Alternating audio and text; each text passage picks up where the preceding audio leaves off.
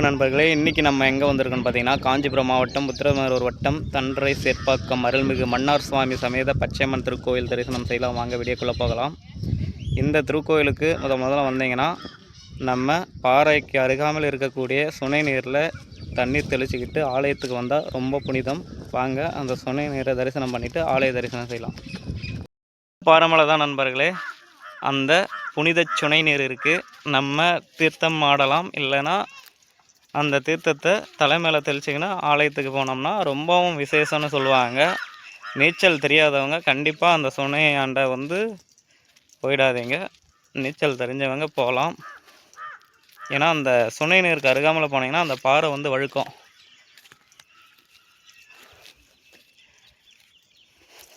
பாருங்கள் நண்பர்களே, இதுதான் அந்த சுனை தீர்த்தம். பச்சையம்மன் திருக்கோவில் சுனைன்னு சொல்லுவாங்க.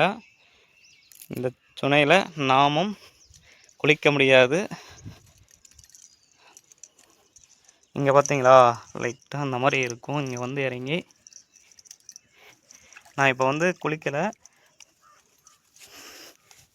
பாருங்கள், தண்ணி 3 முறை தெளிச்சிக்கலாம். வாங்க.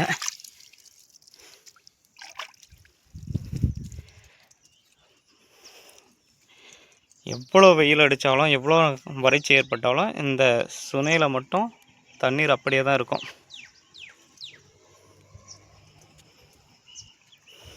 ஃபஸ்ட்டு மலை மேலே இருக்கக்கூடிய சிவன் கோயிலை தரிசனம் செய்யலாம். வாங்க.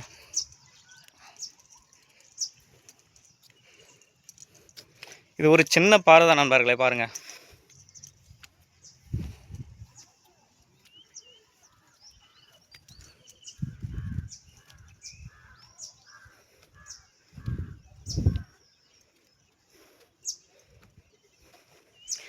இந்த சிவன் கோயில் விசேஷ டைமில் கோயில் திறந்துருக்கும். மற்ற டைம்லாம் கோயில் பூட்டி தான் இருக்கும். இங்கேருந்து பாருங்கள், அது தெரியுதுங்களா, அதுதான் சேர்ப்பாக்கம் பச்சையம்மன் திருக்கோவில் வியூ பாயிண்ட். நல்லா இருக்கா பாருங்கள்.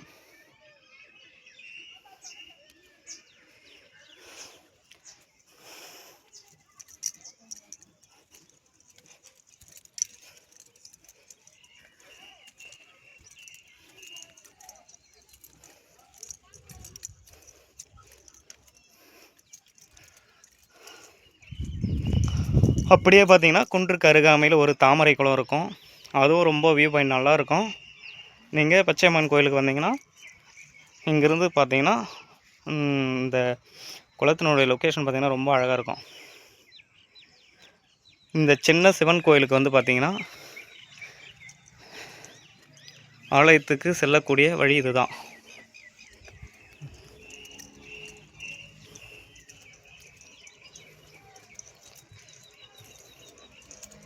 இப்போ கோயில் பூட்டி தான் இருக்குது.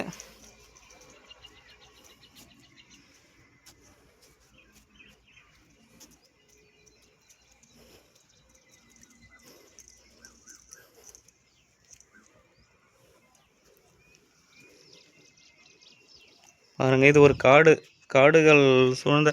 எப்போவுமே பார்த்திங்கன்னா பச்சையம்மன் திருக்கோயில் பார்த்திங்கன்னா ஒன்று ஆற்றங்கரை ஓரம் இருக்கும், மலையும் மலை சார்ந்த பகுதியில் இருக்கும், இல்லைன்னா வனப்பகுதியில் தான் இருப்பாங்க. ஏன்னா இவங்க தவம் செய்கிறதுக்கு தான் பெரும்பாலான இடத்தை தேர்ந்தெடுத்திருப்பாங்க. அப்படி தான் இந்த தண்டரை சேர்ப்பாக்கம் திருத்தலத்திலையும் பச்சையம்மனுடைய தவம் நிறைவேறிய திருத்தலமாக போற்றப்படுகின்றது. நம்ம இப்போ மலையில் இருக்கக்கூடிய சிவன் கோயிலை தரிசனம் செஞ்சிட்டோம், தீர்த்தம் தெளிச்சிக்கின்னு.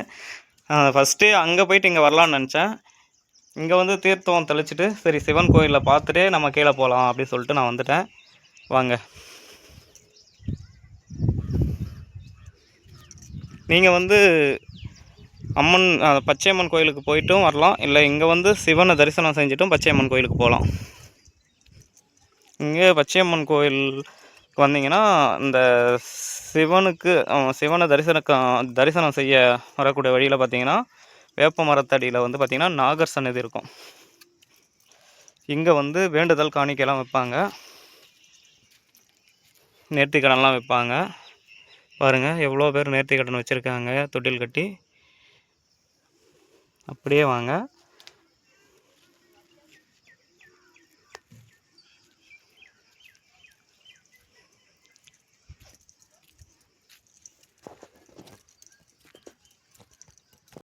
நீர் தெளித்து குன்றின் மேல் இருக்கக்கூடிய சிவன் கோயிலை தரிசனம் செஞ்சுட்டு வந்தோம். இப்போ வந்து பார்த்திங்கன்னா நம்ம பச்சையம்மனுடைய ஆலயத்தை தரிசனம் செய்யலாம். இங்கே வந்து பார்த்திங்கன்னா பச்சையம்மன் திருக்கோயில் எதிரே இருக்கக்கூடிய ஆலமரம், பழமையான குதிரை சிலை அப்படியே பாருங்கள். கோவில் என்ட்ரன்ஸில் வந்து பார்த்திங்கன்னா பச்சையம்மன் சிவலிங்க ஆலிங்கன திருத்தோற்ற தோரணவாயில் தெரியுதுங்களா? இந்த தோரண வாயிலில் வந்து பார்த்திங்கன்னா பச்சையம்மன் சிவலிங்க ஆலிங்கன தோட்டத்தில் நமக்கு காட்சி தராங்க. ஆடி மாதம் வந்து பார்த்திங்கன்னா ரொம்பவும் விசேஷம். நிறைய ஜனம் இருப்பாங்க. காது குத்தல் அந்த மாதிரி வேண்டுதல் நேர்த்தி கடன் செலுத்த எக்கச்சக்கமான பக்தர்கள் வருவாங்க.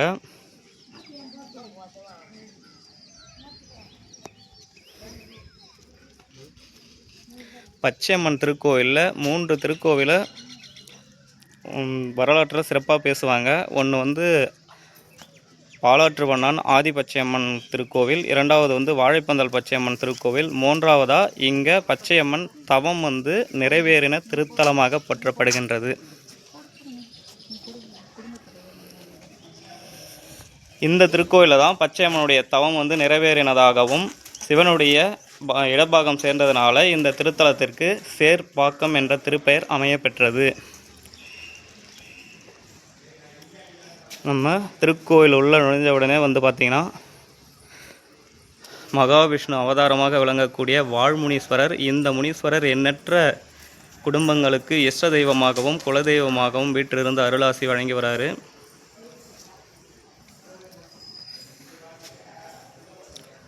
அப்படியே வந்து பார்த்திங்கன்னா தென்கிழக்கில் தவமுனீஸ்வரர்,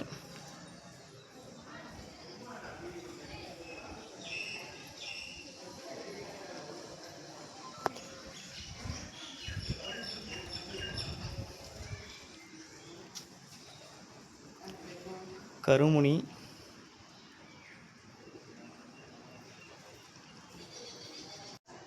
ஜடாமுனீஸ்வரர், அதுக்கு அடுத்ததாக வந்து பார்த்திங்கன்னா செம்முனீஸ்வரர். இவர்களுக்கு எதிரே வந்து பார்த்திங்கன்னா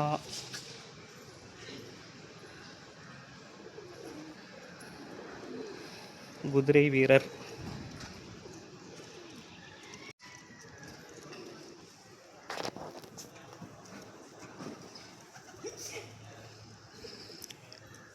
இந்த தோரண வாயிலுக்கு வடக்கு திசையில் வந்து பார்த்திங்கன்னா மதுரை வீரன் சன்னதி இருக்குது.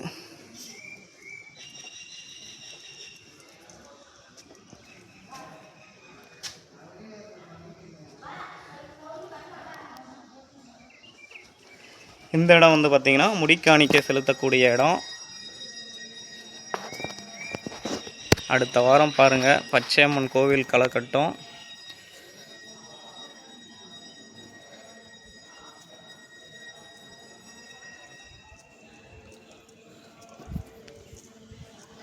அருள்மிகு ஸ்ரீ பச்சையம்மன் சமேத மன்னார் சுவாமி திருக்கோவில், தண்டரை, சேர்ப்பாக்கம் கிராமம்.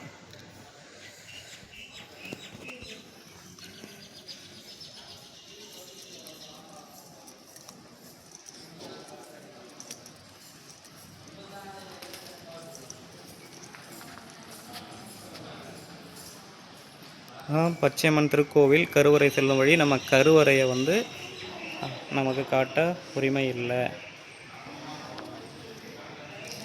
இந்த கல் யானைக்கு தனி வரலாறு உண்டு. பாருங்கள் எவ்வளோ அழகாக இருக்குது பாருங்கள் இந்த யானை.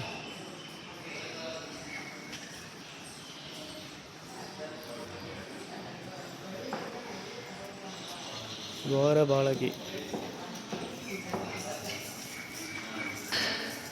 அடுத்த வாரம் வந்து பார்த்திங்கன்னா வெள்ளிக்கிழமை ரொம்ப விசேஷமாக இருக்கும்.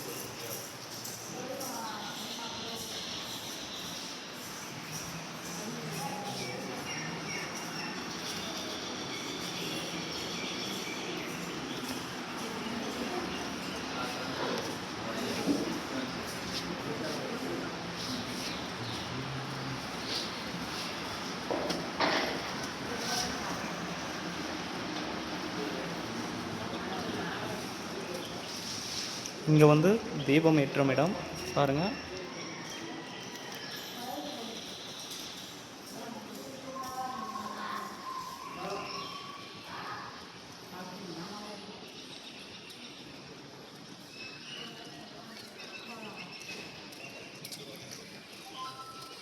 அப்படியே வந்து கோயிலுக்கு தென் திசையில் வந்து பார்த்திங்கன்னா வரக்கூடிய ஆலயத்துக்கு வரக்கூடிய பக்தர்கள் பொங்கல் வைக்க வந்து பார்த்திங்கன்னா எவ்வளோ அழகாக அடுப்புலாம் செஞ்சுருக்காங்க பாருங்கள். 2 பக்கம் வந்து இதுதான் பொங்கல் வைக்கக்கூடிய இடம். கோயில் நிர்வாகமே அழகாக செஞ்சு கொடுத்துருக்காங்க. இங்கே வரக்கூடிய பக்தர்கள்லாம் வந்து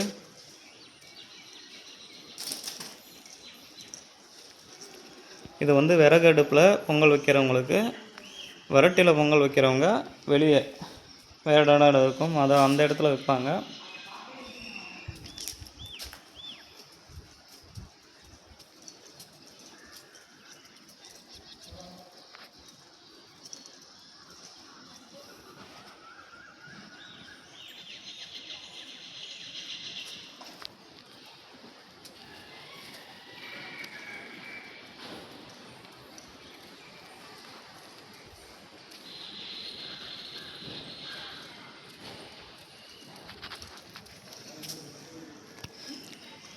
ஆடி மாதம் வந்தீங்கன்னா, ஆடி மாதம் இந்த 5 வெள்ளிக்கிழமை வந்து பார்த்திங்கன்னா ரொம்ப மக்கள் கூட்டம் அதிகமாக இருப்பாங்க. அதே மாதிரி ஆவணி மாதம் காது குத்தல் நிகழ்ச்சி, திருக்கல்யாண வைபவம்லாம் வந்து இங்கே நிறைய நடக்கும். குலதெய்வங்கார் வந்து வழிபடுவாங்க. இதுதான் திருக்கோவில் தலைவருட்சம்.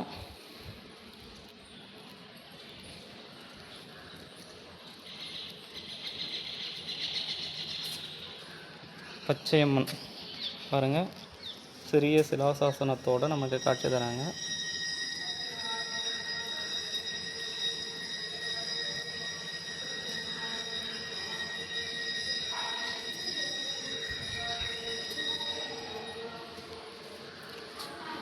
பச்சையம்மன் திருக்கோவில் கருவறைக்கு பின்புறம் வந்து பாருங்கள், இதுதான்.